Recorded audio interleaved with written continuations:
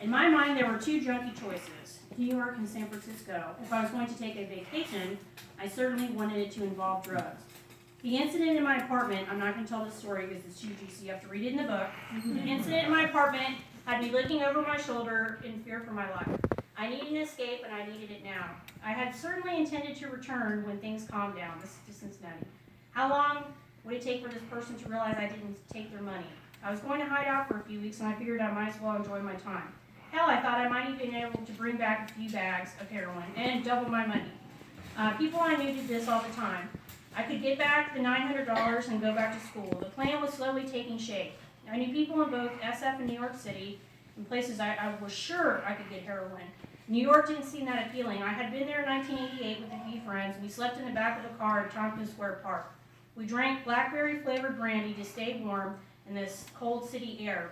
This was the first time I had ever seen a dead person on the street. His body was blocking my path. I asked my friends, "What do I do?"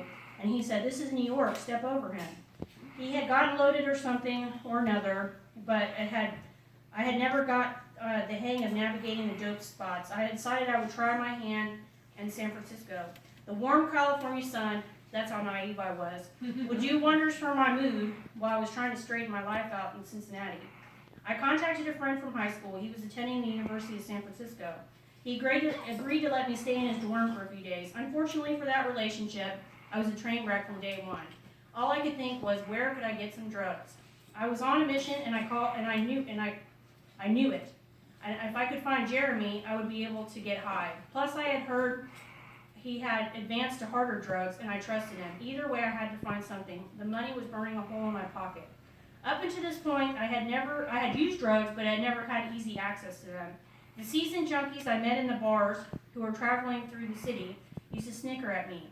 They told me I was the kind of person that had a job. I wasn't a hustler, and I would learn later I was the kind of person known as a mark, because I was completely naive about the ways of the drug world. In Ohio, I either went to school or I worked or both. San Francisco would become a total departure from everything I knew of life. When I left my hometown, I cut myself off from my support system, both emotionally and financially. No longer could I turn to trusted friends or my parents. I had to find my own way as I waded waist high through the gutter of human garbage. It had become perfectly normal to have no job and no place to live and to use drugs outside. When I was a teenager, I used to listen to the band Fang. They would sing songs about the Tenderloin District in San Francisco. The songs spoke to me. They told me that being a junkie was the ultimate act of rebellion. Everything I hated about my life was in the lyrics. The isolation, the depression, and the feeling of not belonging anywhere in society. I had seen both my parents work hard their entire lives to obtain financial gains, and that they never seemed happy. Maybe the solution to happiness came with not caring what others thought about me.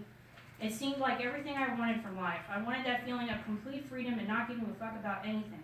I'd always worried about my weights, my grades, my parents, and why other kids tormented me. My life had been filled with so many expectations. Be a good girl, get good grades, ignore the fact that my father is drunk, don't tell anyone what goes on inside of this house, keep everything inside, smile, what do you have to cry about? I was reminded that I had everything except I wanted to kill myself, and I didn't know why.